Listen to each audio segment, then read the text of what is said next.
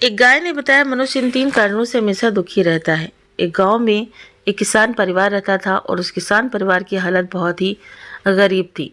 वो किसान दिन रात खेत पर काम करता और उसकी पत्नी भी उसका काम में हाथ बटाती थी। किसान की पत्नी गर्भवती थी। कुछ दिनों के बाद उसने एक बच्चे को जन्म दिया, लेकिन बच्चे को जन्म देने के कुछ समय बाद ही किसान की पत्नी मृत्यु को प्राप्त हो गई। अब किसान पर दुखों का पहाड़ टूट पड़ा और ऊपर से धन की कमी और साथ ही बच्चे का पालन पोषण भी करना, जिस कारण से उसे बहुत परेशानी होने लगी।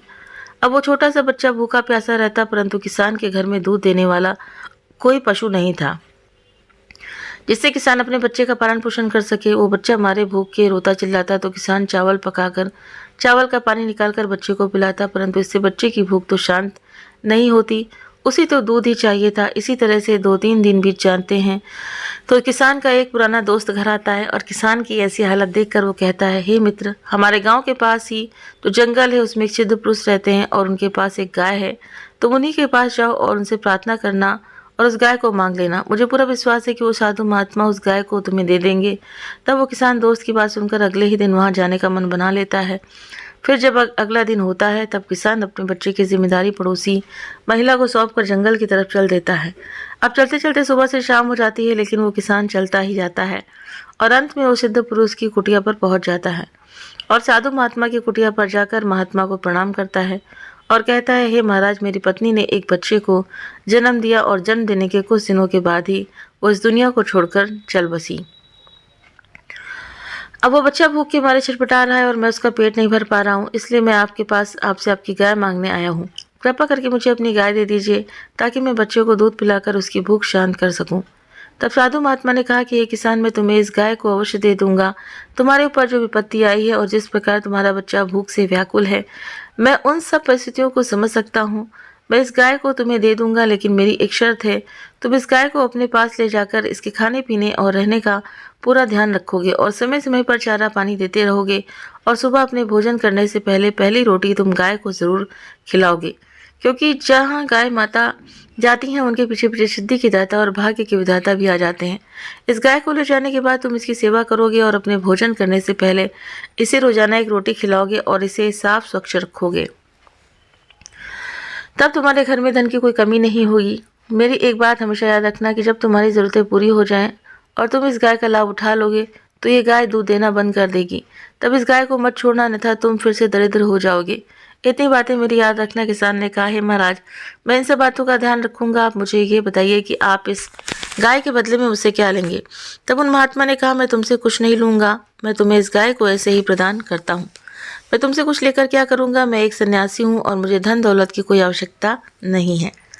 ये बात सुनते ही किसान साधु महात्मा को प्रणाम करके उस गाय को लेकर अपने घर चला आता है और उस गाय को चारा पानी खिलाने के बाद दूध निकालकर अपने बच्चे को दूध पिलाता है। इसी प्रकार से रोज सुबह शाम गाय की खूब सेवा किया करता था। बड़े ही अच्छे तरीके से गाय को नहलाता और भोजन करने से पहले गाय को रोटी खिलाता। अब किसान का लड़का धीरे धीरे बड़ा होने लगा और साथ ही वो किसान भी उस गांव का सबसे धनवान आदमी बन गया था और इसी तरह किसान का जीवन बड़े ही अच्छे तरीके से गुजर रहा था। अगर किसी कारणवश किसान को कहीं दूर जाना पड़ता तो गाय की देखरेख की जिम्मेदारी अपने नौकरों को सौंप देता और कहता कि गाय को किसी प्रकार का कोई कष्ट नहीं होना चाहिए और मेरे आने तक तुम गाय की देखरेख करना। ये कहने के बाद किसान चला जाता और लौट कर आने के बाद फिर से गाय माता की सेवा में लग जाता। कुछ समय बाद एक दिन अचानक गाय ने दूध नहीं दिया तो किसान ने सोचा कि हो सकता है कि किसी कारणवश गाय ने दूध नहीं दिया होगा, लेकिन अगले दिन वो फिर से दूध नहीं देती है, तो इसी प्रकार गाय ने दूध देना बंद कर दिया। अब धीरे धीरे किसान का मन भी गाय की तरफ से हटने लगा। अब किसान ने गाय पर ध्यान देना बंद कर दिया। पहले तो वो गाय के पास आया करता, उसे चारा पानी खिलाया करता, लेकिन अब उसने धीरे धीरे गाय को देखना तक बंद कर दिया। गाय को पानी पिलाया है या नहीं, चारा खिलाया है नहीं, वो कैसे है कैसी नहीं, उसे कोई मतलब नहीं था। उसके इस व्यवहार से कारण वो गाय बहुत ही कमज़ोर हो जाती है। अब उस किसान ने गाय को रोटी देना भी बंद कर दिया। गाय को खिलाने से पहले ही खुद खाना खा लिया करता और जिस जगह पर गाय गोबर किया करती उस जगह की सफाई करना भी छोड़ दिया। इस तरह गाय के आसपास गोबर और मूत्र इकट्ठा होने के कारण कीड़े पड़ने लगे और गाय खुद बेचारी भूख प्यासे बहुत ही कमज़ोर हो गई। एक दिन किसान उस गाय के पास आता है और गाय को देखकर बड़ा ही क्रोधित हो जाता है और उस गाय को उसके खूंटे से खोलकर सीधे जंगल की तरफ लेकर चला जाता है और जंगल में छोड़ देता है। उसके बाद वो किसान घर आया तो उसने देखा कि उसका बेटा अचानक बीमार पड़ गया। वो अपने बेटे को डॉक्टर के पास लेकर भागा और कहने लगा, डॉक्टर साहब, मेरे बेटे को ठीक कर दीजिए, आपको जितने भी रुपए चाहिए मुझसे ले लीजिए। डॉक्टर ने कहा ठीक है और इलाज करना शुरू कर दिया, लेकिन कितना भी इलाज कराने के बाद भी उस लड़के की स्थिति नहीं सुधरती है। तब उस डॉक्टर ने कहा कि मुझे और धन की आवश्यकता होगी, यहाँ इस गांव में इस लड़के को ठीक नहीं किया जा सकता, इसलिए हमें शहर जाना होगा और वहाँ बहुत अधिक धन खर्च होगा। किसान ने कहा, मेरे पास जितना धन था मैंने अपने लड़के की दवाइयों पर खर्च कर दिया, इसके उपचार में खर्च हो गया, अब तो मेरे पास कुछ भी नहीं बचा है, केवल मेरा घर बचा है। अब किसान ने अपने लड़के के उपचार के लिए अपना घर भी बेच दिया और उसने घर को बेचकर जो पैसा मिला उस पैसे से उस लड़के का इलाज करवाया। कुछ समय बाद किसान का बेटा स्वस्थ हो जाता है और फिर किसान अपने लड़के को लेकर वापस अपने गांव में आ जाता है। और जब वो वापस आता है तो उसका घर नहीं रहता है, वो अपने लड़के को लेकर पुरानी झोपड़ी में चला जाता है और वहीं पर फूट फूट कर रोने लगता है। किसान सोचता है कि ये सब मेरी ही गलती के कारण हुआ है, मैंने साधु महात्मा की बातों पर ध्यान नहीं दिया और गाय माता पर अत्याचार किया, उसकी देख रेख नहीं की, उसके चारे पानी की व्यवस्था भी नहीं की, इसी कारण मेरे साथ ऐसा हुआ है। ये सोचकर वो किसान रोने लगता है। फिर अपनी गाय को ढूंढने के लिए जंगल में निकल पड़ता है। जंगल में कुछ देर चलने के बाद उसे अपनी वही गाय दिखाई देती है जिसे उसने छोड़ा था। अब गाय के पास जाने के बाद किसान अपनी गाय के पैरों में गिरकर माफ़ी मांगने लगता है और हाथ जोड़कर विनती करने लगता है और गिड़गिड़ाने लगता है और कहने लगता है, हे गाय माता, मैं आपका अपराधी हूँ, मैं आपका ख्याल नहीं रख सका, आपको खूंटे से बांधकर चारे पानी के लिए तरसा दिया, मैंने आपके स्थान से मलमूत्र साफ नहीं किया और वहाँ कीड़े पड़ गए, मेरी गलती के कारण आप बहुत कमज़ोर हो गई, हे गौ माता, आप मुझे माफ़ कर दीजिए और मेरे साथ वापस मेरे घर चलिए।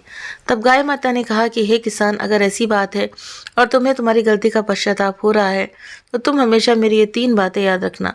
मैं तुम्हें ऐसी 3 बातें बताती हूँ जिन्हें तुम हमेशा याद रखोगे तो तुम्हारी ज़िंदगी में कभी भी धन की कमी नहीं होगी और तुम अपने जीवन में उन्नति करोगे और आगे बढ़ते रहोगे। मेरी पहली बात सुनो, अपने दोस्त और अन्य किसी व्यक्ति के साथ छल मत करना, क्योंकि जो व्यक्ति अपने मित्र और किसी अन्य व्यक्ति के साथ छल करता है, जो आदमी धोखा करता है, वो ज़िंदगी में कभी सुखी नहीं रहता, वो जीवन भर दुखी रहता है। और जो किसी और का पेट काट कर खाता है वो जीवन भर भूखा ही रहता है, उसका खुद का पेट नहीं भरता। मेरी दूसरी बात सुनो, अपने धन पर, अपने आप पर और अपनी बुद्धि पर कभी भी घमंड नहीं करना चाहिए। अपने धन, बुद्धि और खुद पर घमंड करने वाले व्यक्ति में अहंकार और बहुत सारे विकार बन जाते हैं जो उसके पतन का कारण बनते हैं। हे किसान, समय कभी एक जैसा नहीं रहता, वक्त हमेशा बदलता रहता है। तुमने अपने आप पर और अपने धन पर घमंड किया, यही तुम्हारी बहुत बड़ी भूल थी, तुम्हारी बहुत बड़ी कमी थी, क्योंकि कल क्या हो जाए कोई नहीं जानता। समय बड़ा बलवान है, समय अच्छे धुरंधरों को धूल चटा देता है, इसलिए अपने धन पर कभी भी घमंड मत करना कि मेरे पास धन है तो मैं कुछ भी कर सकता हूँ। धन के साथ तुम्हारे अंदर अहंकार भी आ जाएगा और वही अहंकार तुम्हारे पतन का कारण बनेगा और तुम्हारी सोचने समझने की क्षमता को नष्ट कर देता है। मेरी तीसरी बात सुनो, अपने घर की कोई भी सलाह किसी बाहरी व्यक्ति से नहीं लेना चाहिए। अगर घर में आपके बड़े बुजुर्ग जैसे अपने माता पिता मौजूद हैं तो उनकी मौजूदगी में आप उन्हें नज़रअंदाज करके किसी और से सलाह लेते हैं तो भी आपका काम सफल नहीं होगा। वो व्यक्ति आपके काम को बढ़ाने के बजाय आपके काम को बिगाड़ने में लगा रहेगा और आपको सही राय नहीं देगा। इसलिए अपने बड़ों और अपने माता पिता से किसी भी कार्य के बारे में राय ज़रूर लें। इन तीनों बातों पर अमल करोगे तो अपने जीवन में सदा उन्नति करोगे। किसान ने गौ माता की सारी बातों को बड़े ध्यान से सुना और कहा, माता, मैं आपकी सारी बातें मानूंगा, लेकिन कृपा करके आप मेरे साथ चलिए। तब गौ माता ने उस किसान को क्षमा कर दिया और क्षमा करके उस किसान के साथ उसके घर चली गई। अब किसान घर जाकर फिर से गौ माता की खूब सेवा करने लगा और इस तरह गाय माता फिर से अच्छी हो जाती हैं और उस किसान का घर धीरे धीरे करके अन्न धन से भरने लगता है। वो किसान फिर से धनवान होने लगता है और उसके घर फिर से वही रौनक लौट आती है। कभी भी गौ माता को अपना जूठा नहीं खिलाना चाहिए, इससे घर में बरकत नहीं होती है।